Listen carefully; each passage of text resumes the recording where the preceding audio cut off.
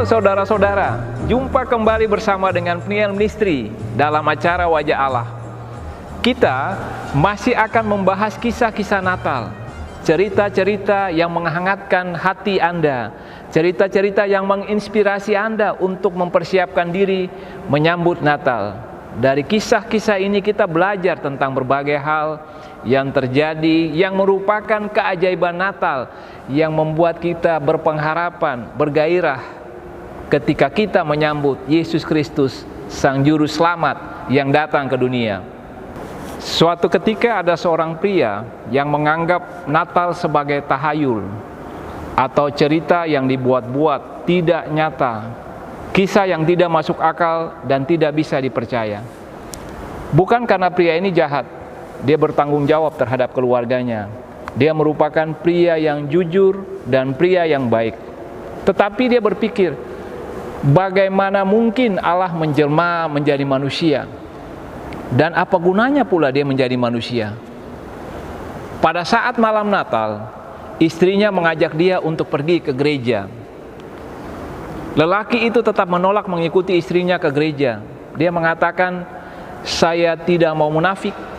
Sulit bagi saya percaya bahwa Allah menjelma menjadi manusia. Jadi kalau kau mau pergi, pergilah sendiri ke gereja. Tak lama setelah istrinya berangkat ke gereja, salju mulai turun. Ia melihat keluar jendela, butiran-butiran salju itu berjatuhan ke bumi. Lalu ia kembali ke kursinya, menghangatkan badan di depan perapian sambil membaca koran. Beberapa menit ketika dia membolak-balik koran yang dia baca, tiba-tiba dia dikejutkan oleh suara ketukan, benturan di jendela. Bunyi itu berulang beberapa kali. Ia berpikir mungkin ada orang di depan. Dia melangkah meninggalkan sofa lalu kemudian berdiri di depan pintu, membuka pintu. Ternyata bukan orang. Dia melihat beberapa ekor burung terbaring tak berdaya di salju yang dingin. Rupa-rupanya kelompok burung ini terjebak di dalam badai dan berusaha untuk mencari tempat berteduh.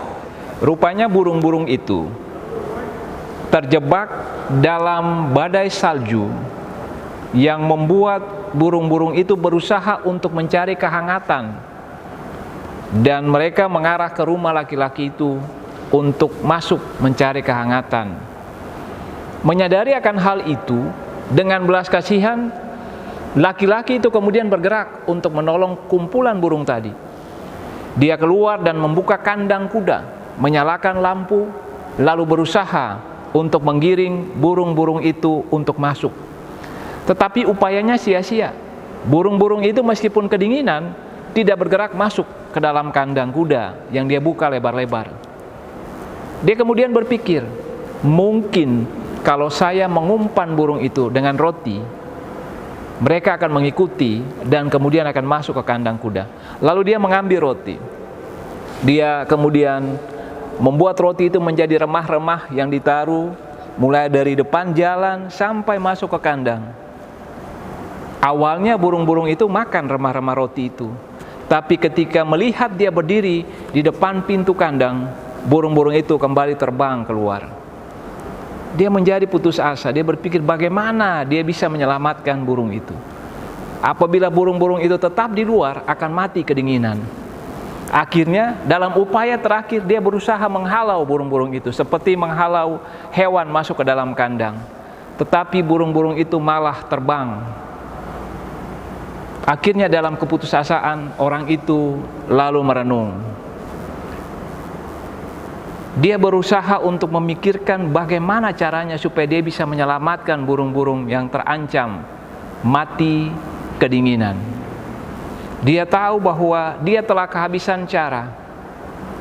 Dia tidak lagi memiliki cara yang baik untuk dapat menolong menyelamatkan burung-burung tadi dari bahaya mati kedinginan.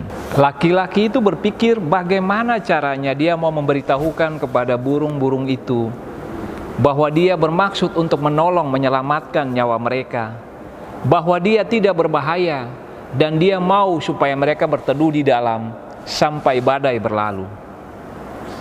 Dia mengeluh dalam hatinya, kalau saja saya bisa menjadi burung selama beberapa menit dan berbicara menyampaikan niat saya, seandainya saja bisa. Pada saat itu, tiba-tiba terdengarlah lonceng gereja berbunyi di kejauhan, menandakan bahwa ibadah sebentar lagi berlangsung. Ibadah Natal akan dilangsungkan. Pria itu tersentak, dia kaget. Tiba-tiba terlintas dalam benaknya, seperti dia tersadar, dia lalu membatin, Tuhan, rupanya ini maksudnya. Engkau datang sebagai manusia, hidup bersama dengan manusia, berbicara dalam bahasa manusia, supaya manusia, kami bisa selamat.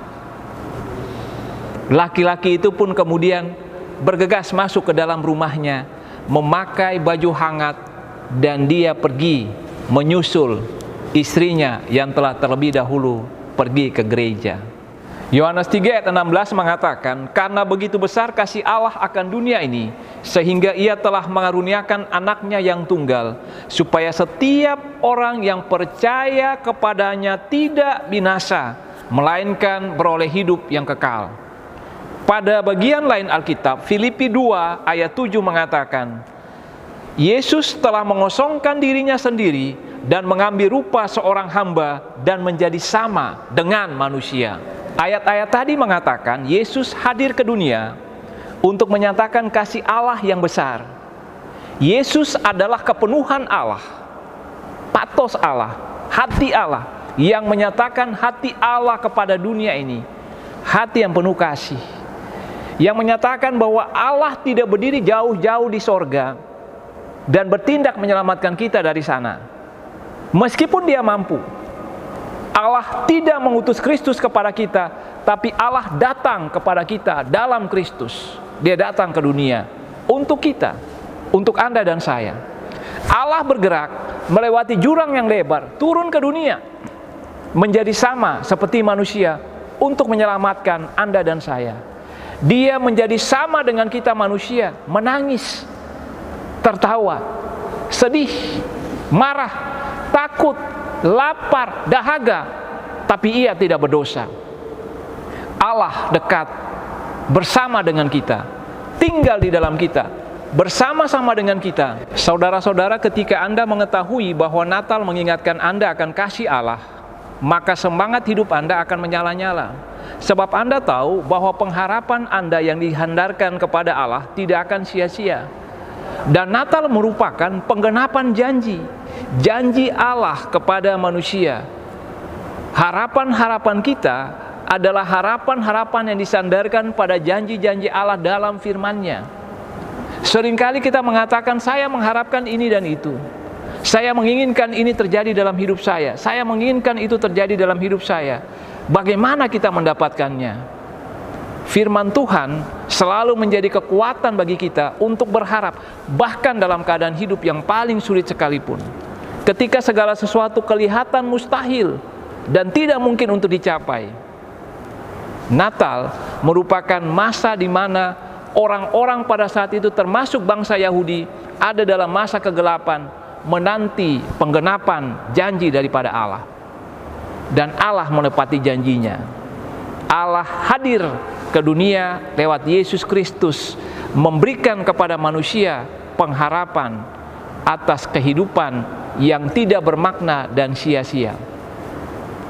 Tiap kali kita merayakan Natal, kita mengingat Allah setia menggenapi janjinya. Allah berkuasa menggenapkan janjinya dalam kehidupan kita, entah bagaimana caranya. Dia punya banyak cara untuk menggenapi janjinya dalam kehidupan Anda dan saya. Dia selalu punya jalan untuk menolong Anda dan saya. Bukan cuma satu, bukan cuma dua, 1000, 1.000.000, banyak cara yang Allah bisa pakai untuk menolong Anda dan saya.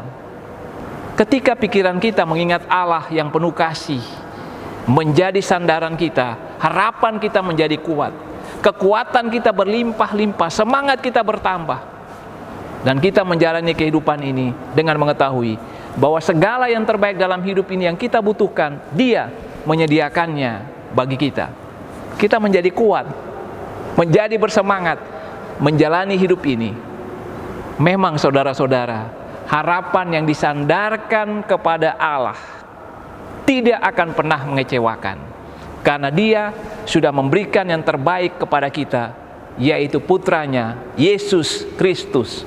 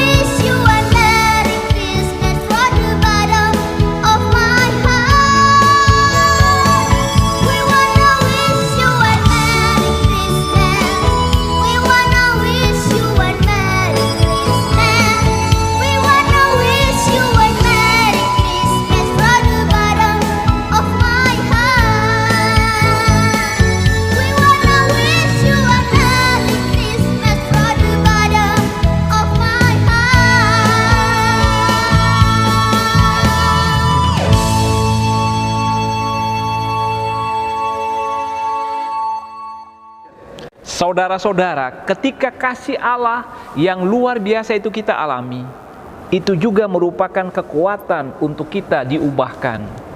Kasih Allah memberikan rasa aman dalam diri kita.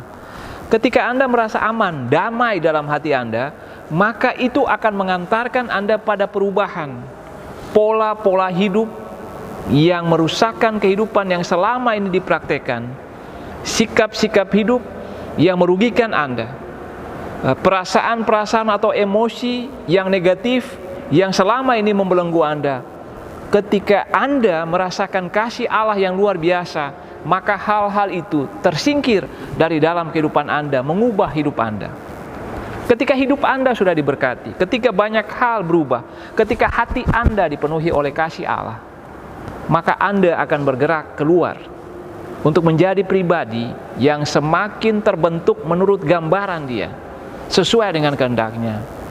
Anda menjadi pribadi yang lebih baik bagi diri Anda, bagi orang lain di luar sana, dan Anda memancarkan kemuliaan Allah karena Allah ada di dalam hati Anda.